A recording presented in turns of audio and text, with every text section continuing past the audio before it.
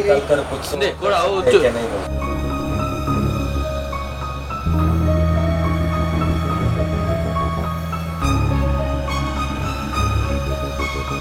उनका पापा ने ग्राम पंचायत इलेक्शन लड़ने वाले थे ना, इसीलिए उनको डराने के लिए ये सब किया था। ಮತ್ತೆ ನಮಗೆ ಸಿಗೋದು 56 ಡೇಸ್ ಆದಮೇಲೆ ನಮಗೆ ಡೆಡ್ ಬಾಡಿ ಅಂದರೆ ಜಸ್ಟ್ ಸ್ಕೆಲೆಟನ್ ಮಾತ್ರ ಇತ್ತು. ಅದರಲ್ಲಿ ಡ್ರೆಸ್ ಮತ್ತು ಅವಳ ಕೈಯಲ್ಲೊಂದು ರಿಸ್ಟ್ ವಾಚ್ ಇತ್ತು. ಅದರ ಮೇಲೆ ಐಡೆಂಟಿಫೈ ಮಾಡಿದರು.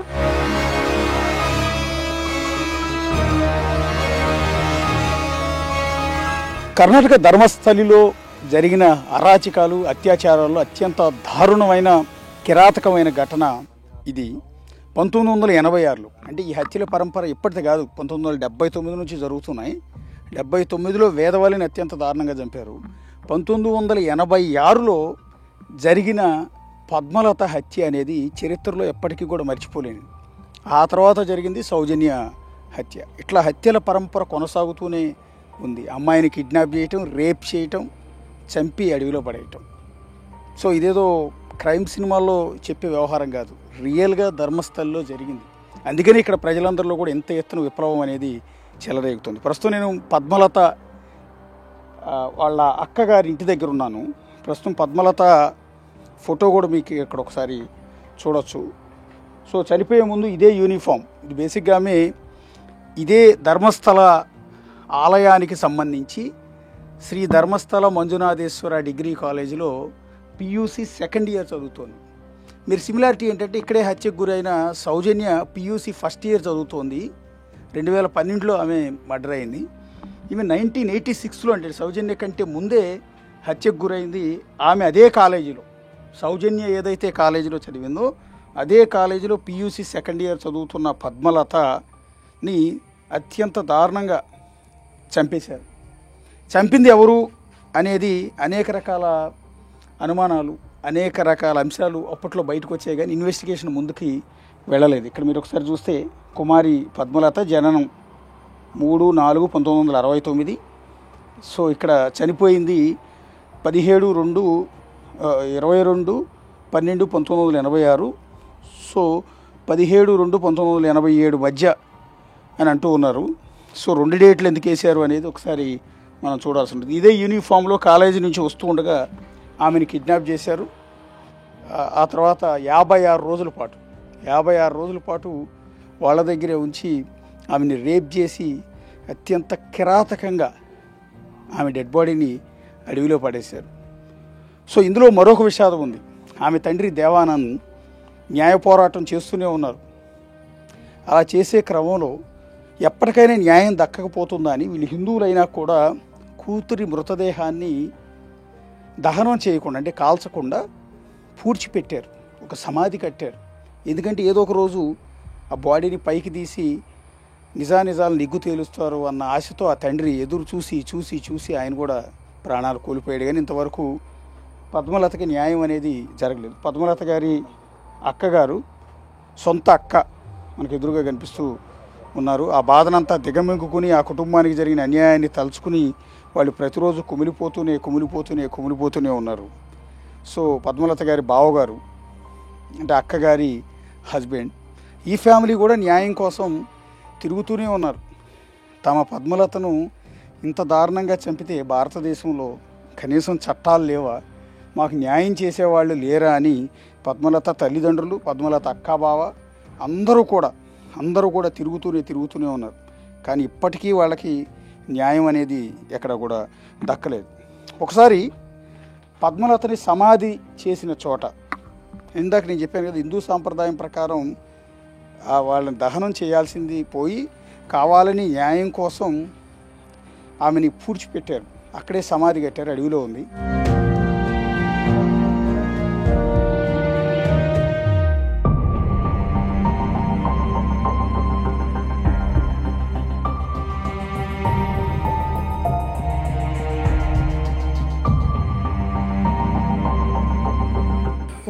What's happened on that day? How do you fight to against the Veerendra Hegde family? ಅವತ್ತು ಕಾಲೇಜ್ ಡೇ ಇತ್ತು sir, 3 days college day. December 22 1986ಗೆ ಫಸ್ಟ್ ಡೇ ಅವಳು ಹೋಗಿದ್ದು. ನೈಟ್ ಪ್ರೋಗ್ರಾಮ್ ಇಲ್ಲ ಅವತ್ತು ಈವ್ನಿಂಗ್ ಬರ್ತಾರೆ ಅಂತ ಹೇಳಿ ಮನೆಯಿಂದ ಹೋಗಿದ್ದು.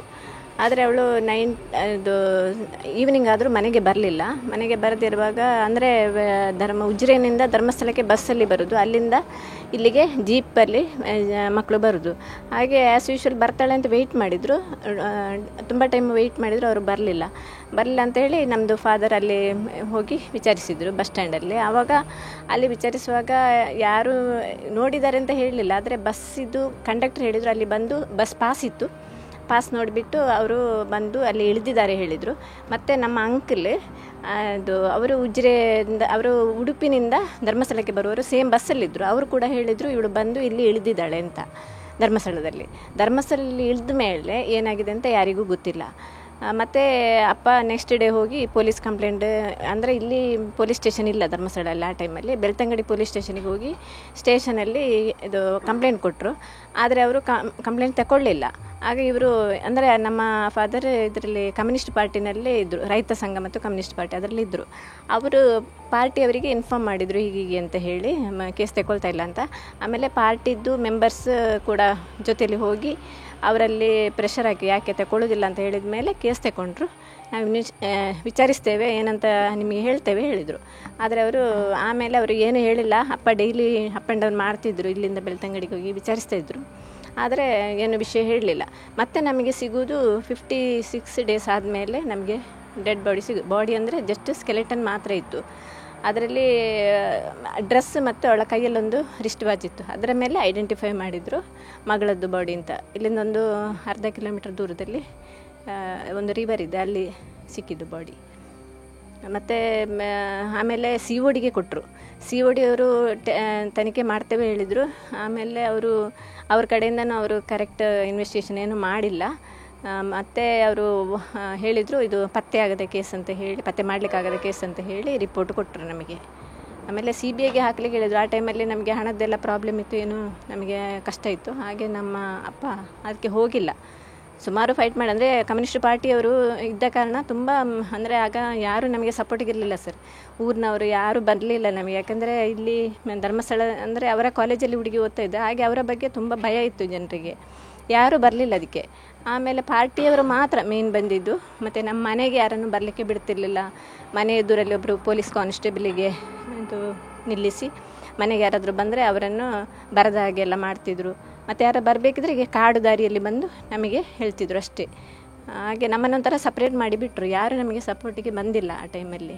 ರಿಲೇಟಿವ್ಸನ್ನು ಕೂಡ ಮನೆಗೆ ಬರದಾಗೆ ಮಾಡಿದರು. ಮತ್ತು ರಿಲೇಟಿವ್ಸ್ ಎಲ್ಲ ಮನೆಗೆ ಬರ್ತಾ ಇದ್ದವರಿಗೂ ಕರ್ಕೊಂಡೋಗಿ ಎಲ್ಲ ಹೊಡಿತಿದ್ರು, ಎಲ್ಲ ಮಾಡ್ತಿದ್ರು. Why your sister dead body was buried? ಅಂದರೆ ಆ ಟೈಮಲ್ಲಿ ಸರ್ ಇದು ಏನು ಇವರು ಸರಿಯಾಗಿ ಇನ್ವೆಸ್ಟಿಗೇಟ್ ಮಾಡಿಲ್ಲ, ಏನಂತ ಗೊತ್ತಾಗಿಲ್ಲಲ್ಲ. ಅದಕ್ಕೆ ನಮ್ಮದು ಫಾದರೇ ಹೇಳಿದರು ಹೀಗೆ ಬರಿ ಮಾಡುವ. ಯಾಕಂದರೆ ಇನ್ನೊಂದು ಟೈಮಲ್ಲಿ ಏನಾದರೂ ಇನ್ವೆಸ್ಟಿಗೇಷನ್ ಅಂತ ಬಂದರೆ ಆ ಟೈಮಲ್ಲಿ ಬಾಡಿ ಇಲ್ಲ ಅಂದರೆ ಪ್ರಾಬ್ಲಮ್ ಆಗುತ್ತೆ, ಅದಕ್ಕೋಸ್ಕರ ಬರಿ ಮಾಡುವ ಹೇಳಿದರು. ಹಾಗೆ ಮತ್ತೆ ಬರಿ ಮಾಡಿದ್ದು.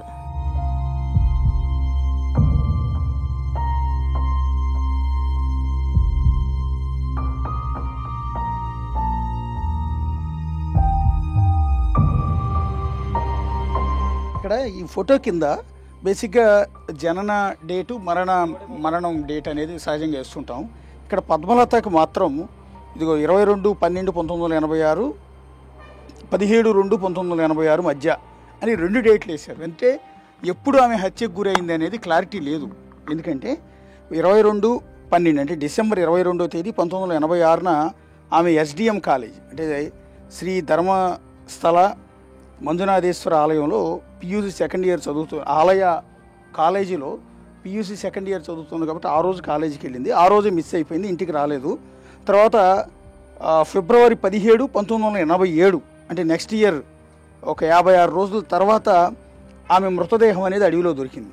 అంటే 56 రోజుల పాటు ఆమె వాళ్ళ దగ్గరే ఉంది. మానసికంగా శారీరకంగా చిత్రహింసలకు గురైంది. ఆ తర్వాత ఒక ఎముకల గూడులా మారిన ఆమె శరీరాన్ని తీసుకొచ్చి అడవిలో పడేశారు. ఒంటి మీద బట్టలు కూడా లేకుండా. అంటే ఎంత దారుణమైన స్థితిలో ఆమె చిత్రహింసలు పెట్టుంటారు ఇన్ని రోజుల పాటు అనేది. అందుకని వీళ్ళకి చనిపోయిన డేట్ ఎగ్జాక్ట్ తెలియదు కాబట్టి బాడీ దొరికిన డేటు, మిస్ అయిన డేటు 2 డేట్లను కూడా ఈ ఫోటోలో పెట్టారు. ఇక రెండోది పద్మలత అక్కతో ఇప్పుడు మాట్లాడాం మనం, అక్కని చూసాం. నెక్స్ట్ పద్మలత తల్లి ఉన్నారు. 86 ఏళ్ల వయసు. నిండా పెళ్లి కాని వయసులో 17-18 ఏళ్ల వయసులో ఉన్న తన కూతురు అత్యంత దారుణమైన స్థితిలో అత్యాచారానికి గురై కనీసం డెడ్ బాడీ అత్యంత దారుణమైన స్థితిలో దొరికితే అది కళ్ళారా చూసిన ఆ తల్లి పరిస్థితి ఏంటనేది మీరు ఒకసారి చూడండి. ప్రస్తుతం ఆ తల్లిని మనం ఎదురుగా దృశ్యాల్లో చూస్తున్నాం. ఆమె మాట్లాడలేదు ప్రస్తుతం, ఎందుకంటే అప్పటి నుంచి ఇప్పటి వరకు ఆ తల్లి కూతురు పోయిన ఆ షాక్లోనే ఉంది. సో ఇప్పటికీ కూడా తనకు న్యాయం జరుగుతుందని ఎదురు చూస్తుంది. తండ్రి పోరాటం చేసి చేసి చేసి ఆయన రీసెంట్ 5 ఏళ్ల క్రితం ప్రాణాలు కోల్పోయారు దేవానంద్. తల్లి మాత్రం ఇప్పటికైనా న్యాయం దక్కుతుందా అని గత 40 ఏళ్ళుగా 40 ఇయర్స్ నుంచి ఆ తల్లి ఎదురు చూస్తూనే ఉంది. ఏ కన్నబిడ్డ అయినా సరే చక్కగా పెళ్లి చేసుకుని పిల్లలతో హ్యాపీగా ఉంటే తల్లి సంతోషిస్తుంది. అలాంటి కూతురు ఒక దారుణమైన స్థితిలో ఒకళ్ళ చేతిలో రేపుకు గురే, ఒక చేయని పాపానికి, చేయని తప్పుకి ఆమె జీవితం అర్ధాంతరంగా ముగిసిపోతే ఏ తల్లైనా ఎలా తట్టుకోగలుగుతుందో ఒక్కసారి ఆలోచించండి. ఇప్పుడు ఈ తల్లి పరిస్థితి కూడా అదే, పూర్తిగా షాక్లో ఉంది, మాట్లాడలేని పరిస్థితుల్లో ఉంది. సో అందుకనే ఆమెను మాట్లాడించే ప్రయత్నం కూడా మనం చేయటం లేదు. ఒకసారి ఆమె తండ్రి ఈ మృతదేహాన్ని దహనం చేయకుండా పూడ్చిపెట్టారు, సమాధి చేశారని చెప్పాం కదా. సమాధి దగ్గరికి ఒకసారి వెళ్దాం. అసలు ఎందుకు ఈ పద్మలతను కిడ్నాప్ చేశారు, అత్యాచారం చేశారు అంటే దాని వెనక పెద్ద స్టోరీ ఉంది. ఎందుకు ఇంతలా వాళ్ళు పగబట్టారు అనే దానికి ఒక పెద్ద స్టోరీ ఉంది. అదేంటనేది అక్కడికి వెళ్ళిన తర్వాత చెప్తాను రండి.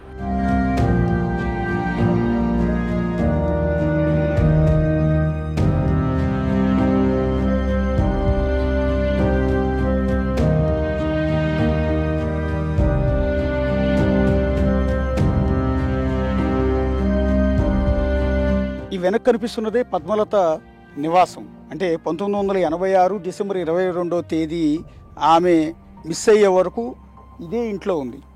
ఈ ఇంట్లోంచి ఆమె SDM కాలేజీలో చదువుకోవటం కోసం లంచ్ బాక్స్ కూడా తీసుకుని ఎక్కడి నుంచే బయలుదేరింది. ఆమె కాలేజీకి వెళ్లే ముందు తండ్రి దేవానంద్ అండ్ తల్లి ఇద్దరు కూడా ఆమెకి టాటా చెప్పారు. ఎక్కడి నుంచి నవ్వుతూ బయలుదేరిన పద్మలత ఆ తర్వాత ఇంటికి తిరిగి రాలేదు. అప్పట్లో పద్మలత ఉన్నప్పుడు ఈ ఇల్లు కలకలాడుతూ ఉండేది వాళ్ళందరితో. వాళ్ళ అక్క చెల్లెళ్ళు, తల్లి తండ్రి, హ్యాపీ ఫ్యామిలీ. ఈ పచ్చటి ఈ పర్యావరణంలో హ్యాపీగా బతికేవాళ్ళు వాళ్ళంతా కూడా. వాళ్ళు ఊహించలేదు ఇంత పెద్ద దారుణం జరుగుతుంది, ఇంత పెద్దటి దారుణానికి తమ కూతురు గురవుతుందని తల్లిదండ్రులు అనుకోలేదు. తనకి ఇంతటి భయంకరమైన చావు వస్తుందని పద్మలత కూడా ఎప్పుడూ అనుకుని ఉండదు. సో ఏమీ చేయని పాపానికి ఆమె టార్గెట్ అయింది, ఆమె ప్రాణాలు కోల్పోయింది. అది కూడా మామూలు మరణం కాదు, అత్యంత భయానకమైన హత్యకు గురి కాబడింది పద్మలత. సో పద్మలత నివాసం లోపల ప్రస్తుతం ఎవరు మనుషులు లేరు. ఆ తర్వాత తండ్రి చనిపోయిన తర్వాత ఇల్లు ఖాళీ చేసి ఇక్కడ నుంచి వెళ్ళిపోవడం అనేది జరిగింది. పద్మలతకు సంబంధించిన గుర్తులన్నీ ఈ ఇంట్లోనే ఉన్నాయి. సో ఆ తర్వాత తండ్రి చనిపోయిన తర్వాత ఈ ఇల్లు ఖాళీ చేశారు. ఇక్కడ నుంచి వాళ్ళంతా కూడా వెళ్ళిపోవటం అనేది జరిగింది. సో ఈ పద్మలత మరణం అప్పట్లో అతిపెద్ద సంచలనం. ఇప్పుడు అంత మీడియా యాక్టివ్గా లేదు, ఈ సోషల్ మీడియా లేదు కాబట్టి ఆ మరణంకి సంబంధించిన కారకులు ఎవరు అనేది తేల్చలేకపోయారు. ఎందుకంటే అన్ని వ్యవస్థల్ని మేనేజ్ చేసేసారు. సో బయట ప్రపంచానికి తెలియకుండా తొక్కేశారు. కానీ తల్లిదండ్రులు ఇద్దరు కూడా తమ బిడ్డకి న్యాయం చేయాలని ఎన్నో ఏళ్ళు పోరాటం చేసినా కూడా వాళ్ళ పోరాటం వృధానే అయింది తప్ప ఎక్కడా కూడా వాళ్ళకి న్యాయం జరగలేదు. చరిత్రలో జరిగిన ఒక దారుణాల్లో ఇది అత్యంత భయంకరమైన దారుణం.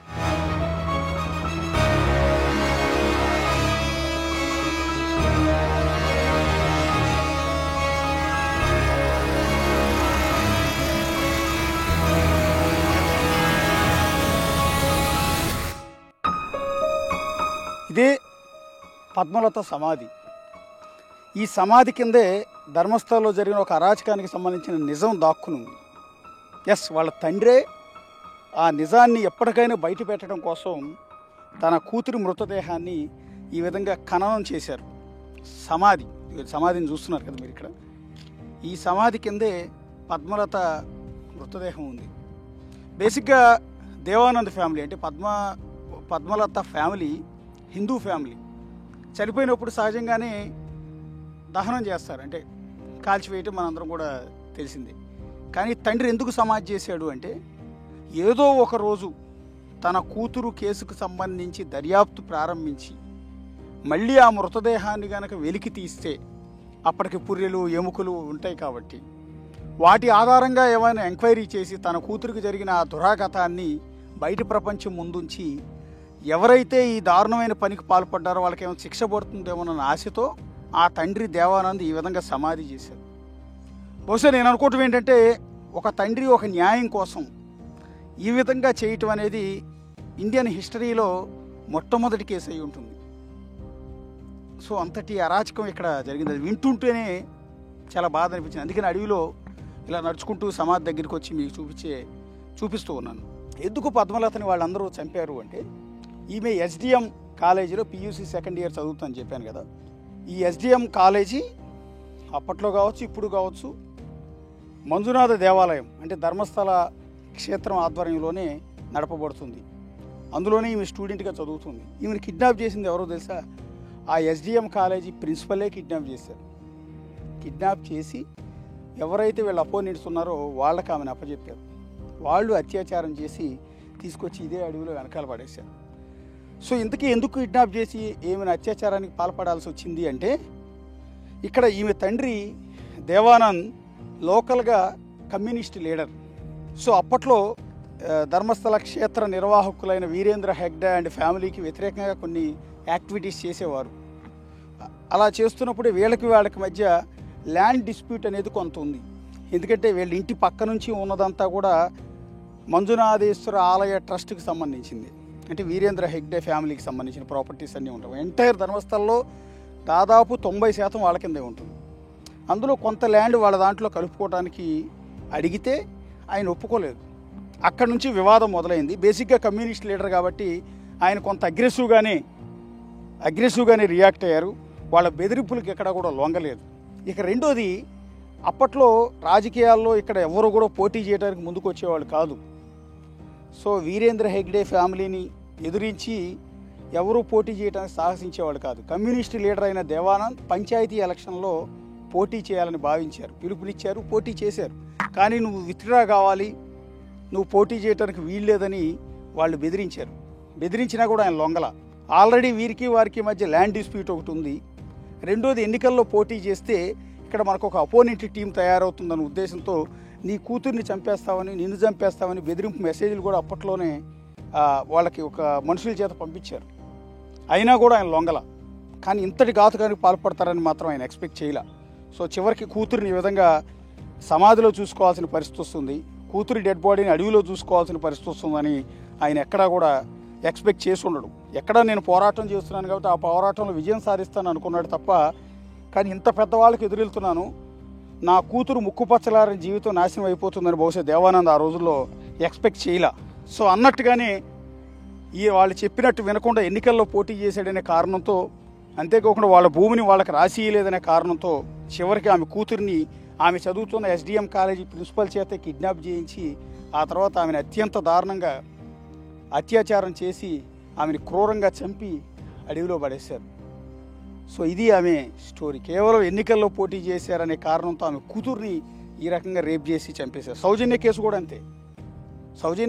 అంతే. ఇట్లా వాళ్ళ తండ్రులు మాట వినలేదనే కారణంతో కూతుర్ని రేప్ చేసి చంపడం అనేది ఇక్కడ ఆనవాయితీ, సాంప్రదాయం.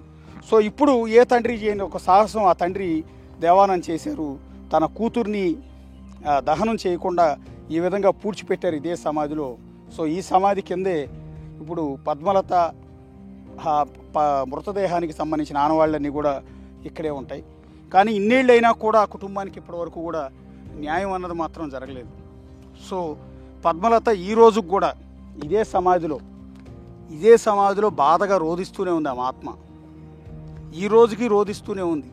నాకు ఇంకా న్యాయం జరగదా, ఇక్కడ చట్టాలు లేవా అని ఇక్కడే కూర్చుని ఆమె రోధిస్తోంది. కెమెరా పర్సన్ రాజుతో కలిసి అశోక్, బిగ్ టీవీ, ధర్మస్థల పద్మలత ఇంటి దగ్గర నుంచి.